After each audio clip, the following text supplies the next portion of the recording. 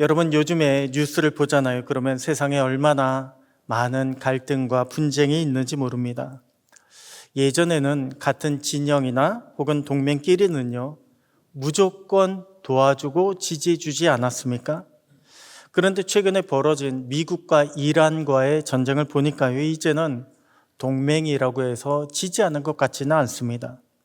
오히려 동맹끼리도요, 얼마든지 서로 비난하고 또한 동맹 안에서도 얼마나 많은 분열이 일어나고 있는지 모릅니다.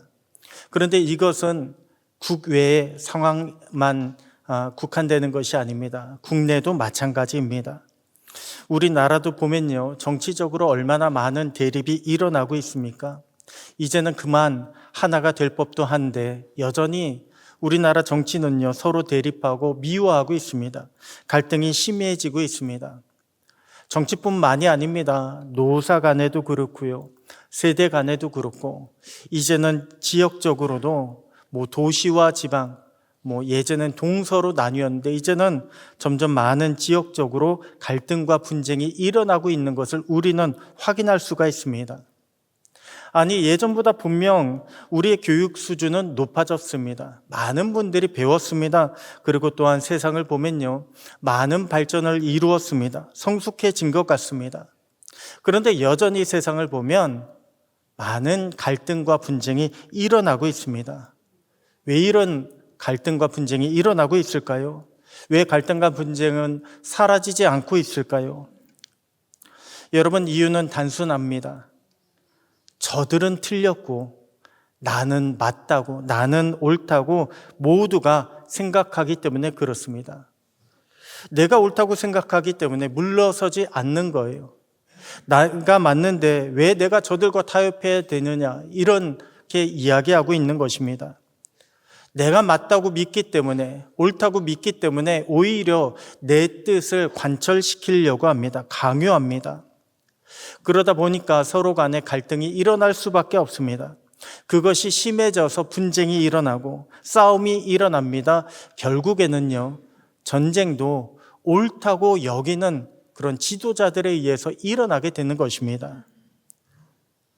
여러분, 옳다라고 하는 기준을요, 사람이 정하게 되면 이 땅의 갈등과 분쟁은 결코 해결될 수가 없습니다.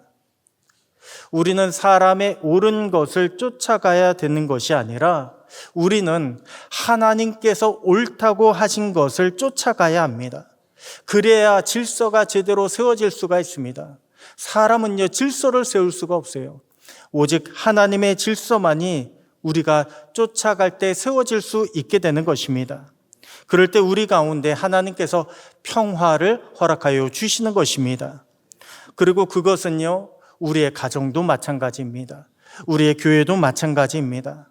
우리 모두는요, 자기 소견에 옳은 대로 행하고 주장할 것이 아니라 하나님께서 옳다고 우리에게 말씀해 주신 것, 명령하신 것에 우리는 순종해야 합니다. 그럴 때 가정 안에도 교회 안에도 주님 주시는 평안이 가득하게 되는 것입니다. 오늘 저와 여러분 위에, 또한 오늘 우리 교회 위에 이것이 옳으니라 하나님께서 말씀하신 정의가 실현될 수 있게 되기를 소원합니다. 그래서 우리의 인생과 우리의 가정 위에, 또한 우리의 사업장과 또한 우리 교회 위에 하나님의 질서가 세워지고, 그러므로 하나님께서 약속하신 하늘의 은혜와 평강, 복을 누리며 살아가는 저와 여러분, 여러분의 가정들 다 되시기를 주님의 이름으로 축복합니다.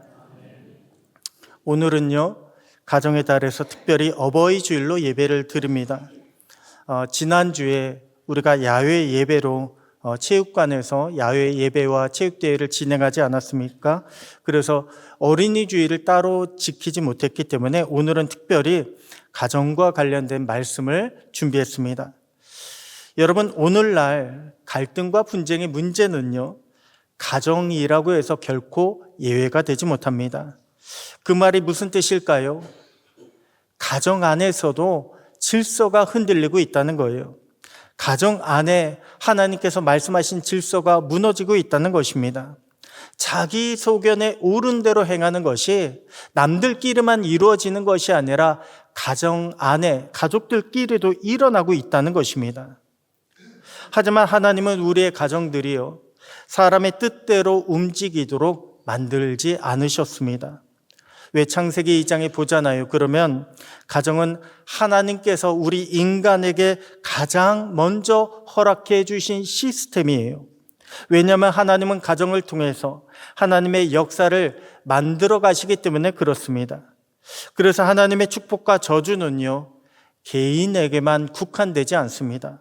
항상 하나님의 복과 저주는 가정이라고 하는 집안 전체에 영향을 미치게 되어 있습니다. 그러므로 우리는 가정에서부터 하나님의 질서를 세워 나가야 합니다.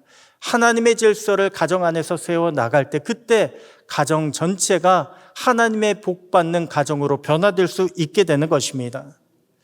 자, 그러면 하나님은요, 우리가 가정 안에서 어떠한 질서를 세우기를 원하고 계실까요? 하나님은 우리 모든 가정에게 어떻게 하는 것이 옳다라고 오늘 이 시간 우리에게 말씀을 주고 있습니까? 먼저 오늘 본문을 통해서 살펴보면요, 하나님은 하나님의 말씀에 무조건 순종하라, 하나님의 말씀에 무조건 순종하라고 우리에게 말씀을 주고 있습니다. 무조건 순종하는 것이 옳다라고 말씀을 주고 있습니다. 여러분, 무조건이 무엇입니까? 우리가 많이 쓰잖아요, 무조건. 근데 무조건이 무엇입니까? 무조건은요, 진리라고 하는 거예요. 무조건은 따지거나 거스르면 안 되는 세상의 법칙이라는 것입니다. 우리가 무조건 앞에서는 선택의 여지가 없습니다. 무조건이 붙게 되면요, 우리는 무조건 순종해야 돼요. 그 앞에 우리가 따지거나 우리가 거역해서는 안 되는 것입니다. 여러분, 인간의 역사를 살펴보잖아요. 그러면 인간의 역사는 이것이 옳으니라 라고 하는 항상 시대적인 명분을 만들며 역사가 진행되어 왔습니다. 왜 과거에 전쟁의 위협이 높을 때에는 어떠했습니까? 우리의 생존을 위해서 단결을 강조했습니다. 우리나라도 남과 북이 한창 대치하고 있을 때 그때 우리는요, 단결을 강조했습니다. 공동체의 단결, 나라의 단결을 위협하는 그 행위는 절대 용납하지 않았습니다. 또한 우리가 먹고 살기 어려울 때는요, 성장과 발전이 최우선 과제였습니다. 무조건 성장해야 된다, 발전해야 된다, 그래서 잘 살아야 된다, 이것을 가장 먼저 내세웠습니다. 또한 차별과 억압이 심할 때는 민주화 또한 복지를 많이 외쳤습니다. 여러분, 우리 인간은요, 어떠한 상황에 놓였는가에 따라서 이것이 옳으니라 라고 주장하는 그런 진리가 항상 바뀌었습니다. 항상 그렇게 바뀐 진리대로 우리는 쫓아가며 살아왔습니다. 그런데 그런 진리의 변화가 어느 순간 가정 안에도 들어오기 시작합니다. 생각해 보십시오. 불과 몇십 년 전만 하더라도요, 우리 가정 안에 부모님의 영역은 절대적이었습니다. 부모님의 말씀엔 거슬러서는 안 되는 것이었습니다.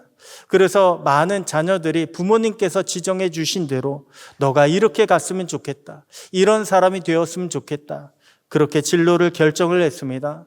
또한 우리가 결혼을 할 때도 부모님께서 정해 주신 대로, 부모님께서 허락해 주시는 대로 결혼을 했습니다. 허락이 없으면요, 웬만하면 결혼하지 못했습니다.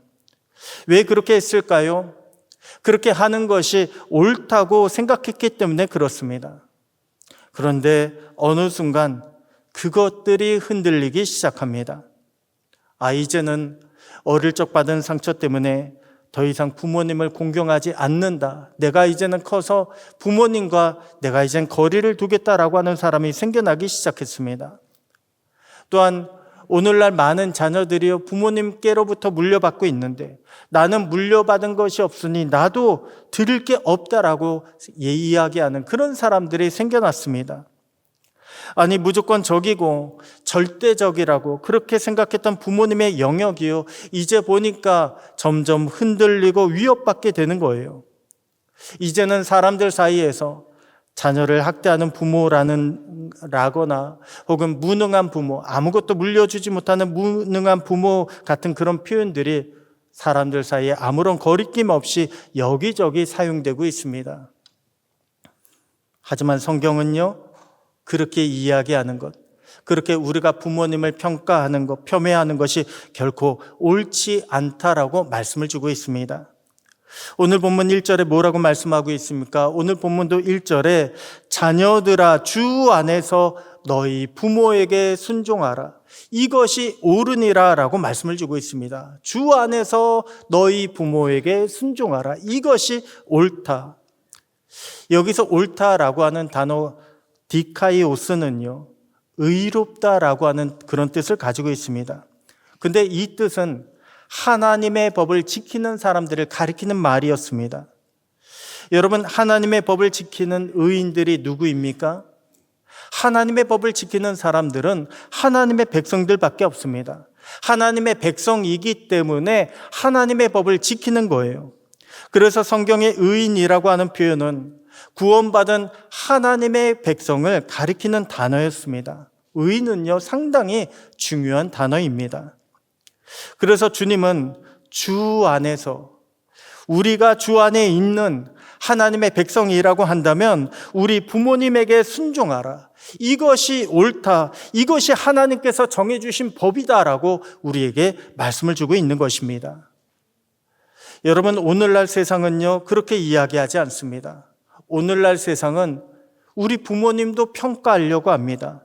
우리가 어떤 부모님을 만났느냐, 우리가 부모님께로부터 무엇을 받았냐에 따라서 우리 부모님을 공경할 만하다, 우리 부모님께 순종할 만하다라고 그렇게 이야기합니다. 하지만 성경은요, 하나님께서 정해주신 것이다. 하나님께서 정해주신 법이니 너희 부모에게 순종하라 라고 말씀을 주고 있습니다. 그리고 우리가 우리 부모님에게 순종하는 것이요, 우리 하나님의 말씀에 순종하는 것이고 하나님께 순종하는 것과 동일하게 여긴다라고 그렇게 말씀을 주고 있습니다. 실제로 레위기 19장 3절에 보면요, 이러한 말씀이 있습니다. 레위기 19장 3절에 보면 너희 각 사람은 부모를 경외하고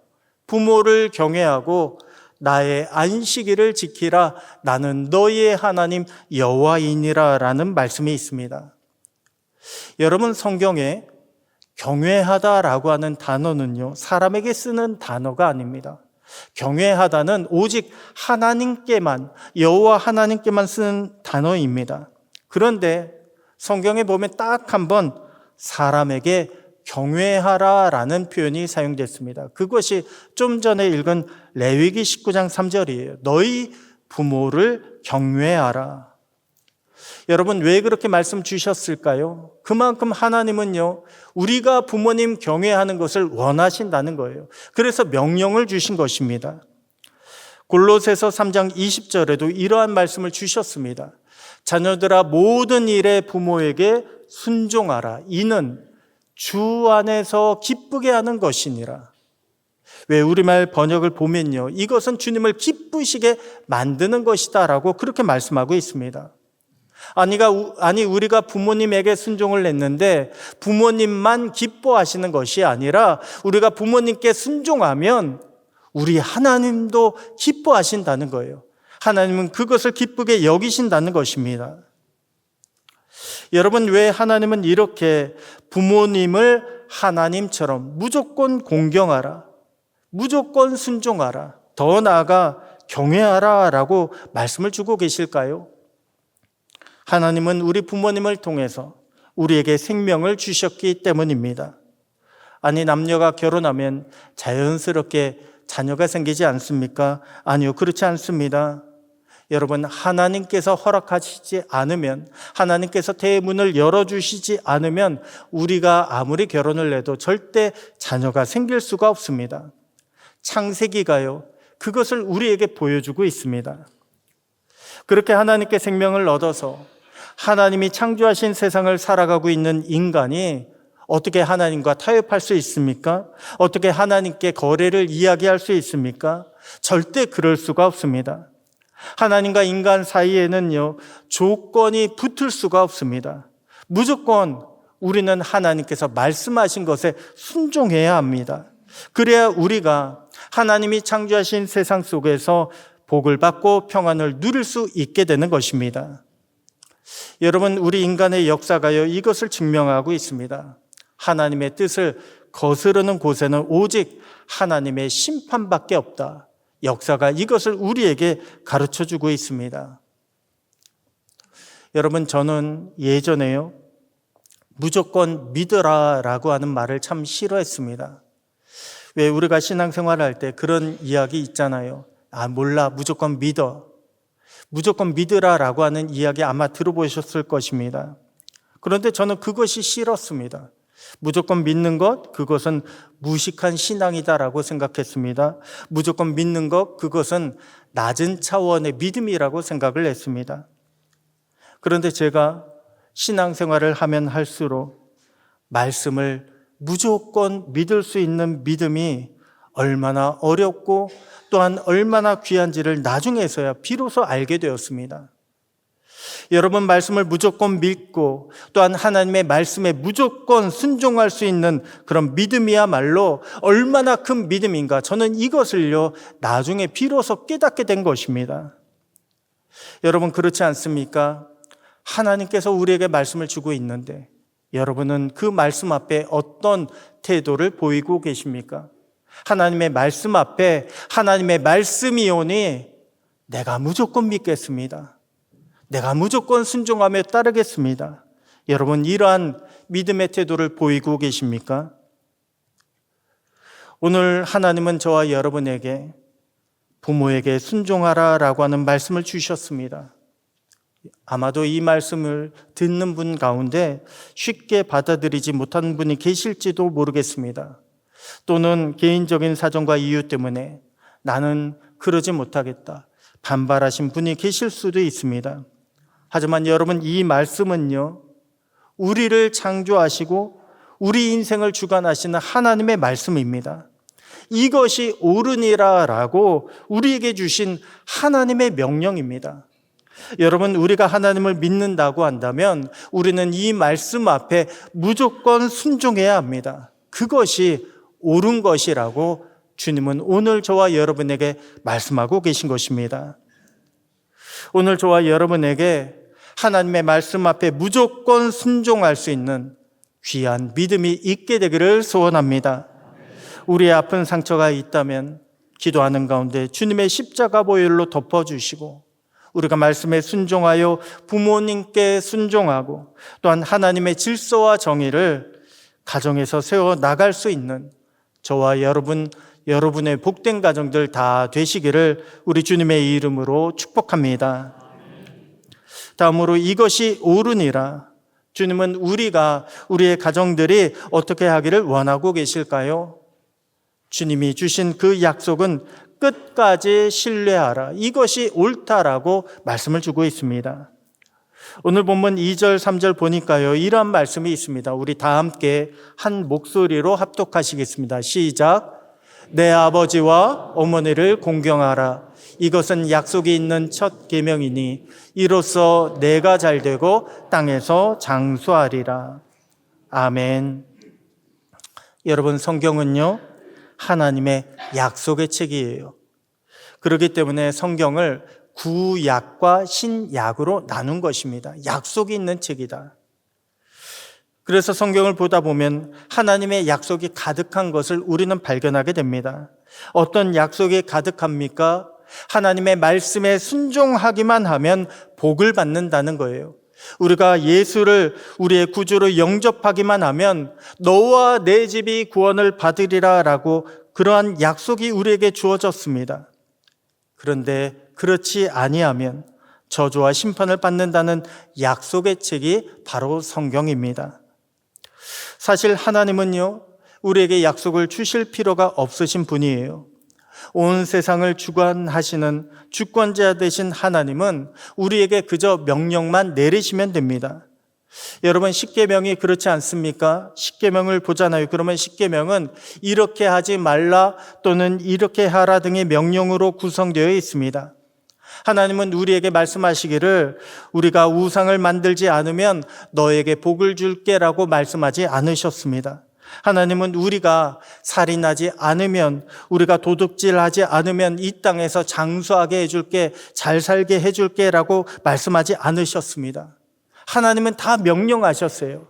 살인하지 말라, 도둑질하지 말라, 우상을 만들지 말라. 하나님은 다 명령하셨습니다. 그런데 하나님께서 오직 딱 한 계명만큼은요, 우리에게 약속을 주셨습니다. 내 부모를 공경하라. 그리하면 여호와가 내게 준 땅에서 내가 잘되고 장수하리라. 하나님은 그러한 약속을 우리에게 주셨습니다. 여러분, 여기서 말씀하신 약속의 땅은요, 가나안 땅과 같은 지리적인 땅을 가리키는 것이 아닙니다. 하나님의 영이 임재하시고 하나님의 말씀에 순종하여 말씀의 통치가 이루어지는 모든 가정들을 가리킵니다. 또한 우리 하나님의 이름으로 사업하는 일터마다, 또한 우리 교회를 가리키는 그 땅들이 바로 약속하신 땅입니다. 그 땅에 하나님의 복이 임한다는 거예요. 실현된다는 것입니다. 여러분, 하나님께서 우리에게 주신 그 모든 약속은 반드시 이루어진다는 것을 믿으시기 바랍니다. 왜냐하면 그 약속은요, 천지를 창조하신 하나님의 약속이기 때문에 그렇습니다. 사람은요, 약속을 지킬 수가 없습니다. 사람이 못돼서가 아니라 사람은 모든 상황을 다 통제할 수 없고, 사람은 연약한 존재이기 때문에 의도치 않게 약속을 지키지 못할 때가 많이 있습니다. 그래서 사람은 믿을 게 못 됩니다. 하지만 우리 하나님은 그렇지 않으십니다.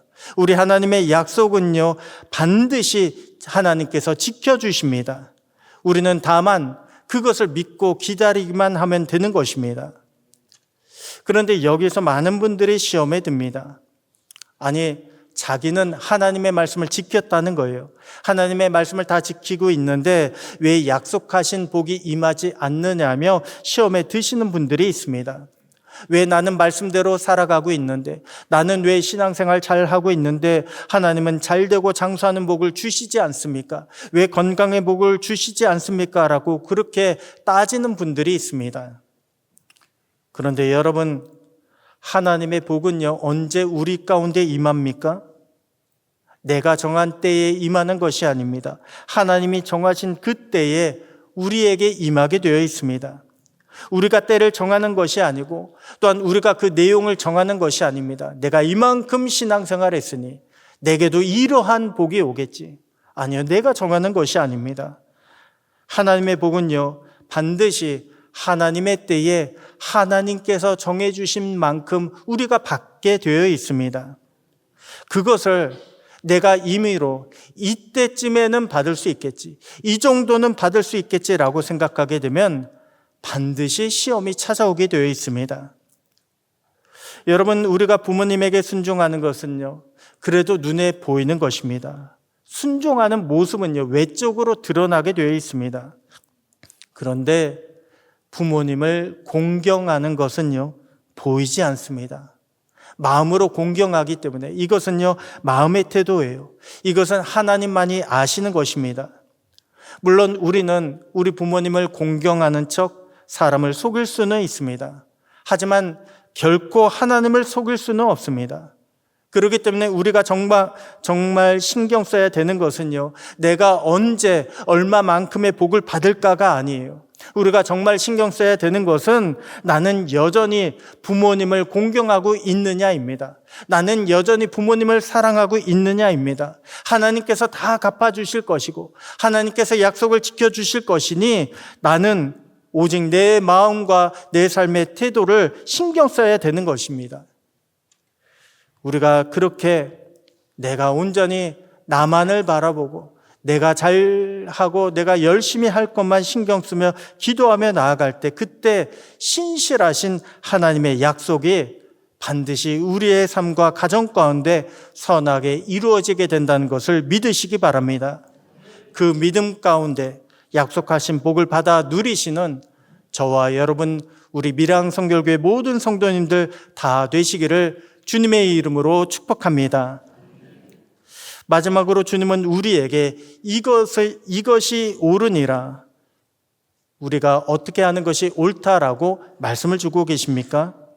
바로 우리의 자녀를 하나님의 자녀로, 신앙인으로 키우는 것이 옳다라고 우리에게 말씀을 주고 있습니다. 여러분, 우리는요, 모두가 자녀가 잘 되기를 원하고 있습니다. 나는 우리 자녀가 어찌 되든 신경 쓰지 않는다. 아마도 그런 부모는요, 거의 없을 것입니다. 그런데 문제는 무엇일까요? 다들 자녀가 잘 되기를 원하는데 문제는 무엇입니까? 어떻게 하는 것이 자녀가 잘 되는 것인지를 잘 모른다는 거예요. 그것은 우리 믿는 신앙인들도 마찬가지입니다. 어떻게 자녀가 되는 것이 잘 되는지 이것을 잘 모릅니다. 그러다 보니까 세상적인 기준을 가지고 자녀들에게 이야기합니다. 너가 이렇게 됐으면 좋겠다. 이 정도는 돼야 그래도 너가 잘 되는 것이다 라고 그렇게 이야기하며 강조하는 것, 강요하는 모습들을 찾아볼 수가 있습니다. 자, 그렇게 우리가 세상적인 기준 가지고 자녀들에게 이야기하면 어떤 일이 벌어질까요? 자꾸만 남들과 비교할 수밖에 없습니다. 왜냐하면 세상적인 기준을 가지고 자식을 바라보니까 세상을 바라보지 않을 수가 없는 거예요. 남들과 비교하지 않을 수가 없는 것입니다. 자, 그러다 보면 누구에게 화가 나는지 아십니까? 세상적인 기준 가지고 자녀들에게 자꾸 이야기하다 보잖아요. 그러면 자녀가 화나기 이전에 그렇게 이야기하는 부모님부터 화가 나게 되어 있습니다. 내가 너를 어떻게 키웠는데, 내가 그래도 이만큼 너에게 투자하고 학원 보내고 그렇게 했는데 왜 성적이 이 모양이냐고, 왜 너는 이렇게 하느냐고, 왜 게으름 피우냐고, 왜 잘 되지 못하냐고, 그렇게 부모님부터 화가 나게 되어 있습니다. 왜 우리는 그렇게 이야기하잖아요. 자녀들에게 이야기할 때 위에서 이야기해 준대. 자녀가 듣기를 싫어하고 더 나아가 화내는 그런 모습들을 보지 않습니까? 그런데 자녀들이 화내는 것은 다른 이유가 아닙니다. 내가 부모가 화난 모습을 자녀가 보았기 때문에 그렇습니다. 부모의 화가 성난 것이 그대로 자녀에게 전달이 되기 때문에 그렇습니다. 여러분, 자녀들은요, 우리 부모의 분노도 그대로 배우게 되어 있습니다. 부모가 화내는 거, 분노하는 거 그대로 배우게 되어 있습니다. 그래서 오늘 본문은 자녀를 노엽게 하지 말라라고 말씀을 주고 있는 것입니다. 자녀를 노엽게 하지 말라. 대신에 주의 교훈과 훈계로 양육하라라고 말씀을 주고 있습니다. 우리 자녀들에게 심어줄 기준은요, 세상적인 기준이 아니라는 거예요. 우리 주님의 말씀을 기준 삼아서 우리 자녀들에게 가르치고 주님의 기준을 따라갈 수 있는 자녀로 양육하라는 것입니다. 우리 자녀에게 인간적인 부모의 욕심이나 소망을 심어주지 말고 우리 주님의 마음을 심어줘야 된다고, 하늘의 비전을 심어줘야 된다고 말씀을 주고 있는 것입니다. 그렇게 우리 자녀를 주님의 자녀로 양육하라, 이것이 옳으니라 오늘 본문은 저와 여러분에게 말씀해 주고 있는 것입니다. 여러분, 우리는요, 구원의 방주라고 하면 대개는 교회를 생각합니다. 그런데 생각해 보십시오. 하나님께서 만드신 구원의 방주는요, 가족이었어요. 노아의 한 가족이었습니다. 방주라고 해가지고 우리가 배만 생각해서는 안 됩니다. 가족을 통해서 새로운 역사가 시작된다는 것을 우리는 볼 줄 알아야 합니다. 그렇기 때문에 하나님께서 하나님의 백성으로 택한 사람도 여러 명이 아니에요. 아브라함의 한 가족을 통해서 하나님은 이스라엘이라고 하는 하나님의 백성을 만들어 가셨습니다. 하나님은 그만큼 우리의 가정을, 우리의 가족들을 소중하게 여기고 계십니다. 우리의 가정에서부터 믿음의 공동체가 되고 우리의 가정들이 하나님의 나라가 되기를 원하고 계십니다. 이것이 옳으니라. 그것이 저와 여러분의 가정을 향한 하나님의 뜻임을 믿으시기 바랍니다. 오늘 저와 여러분의 가정이 하나님께서 인도하시고 하나님께서 다스리시며 또한 하나님께서 무엇보다 기뻐하시는 하나님의 귀한 소유가 되기를 축복합니다. 그렇게 우리가 모두가 주님의 은혜 가운데 살아가고 또한 주님의 평강과 주님의 축복을 경험하는, 넘치도록 경험하는 저와 여러분, 여러분의 모든 가정들 다 되시기를 우리 주님의 이름으로 축복합니다.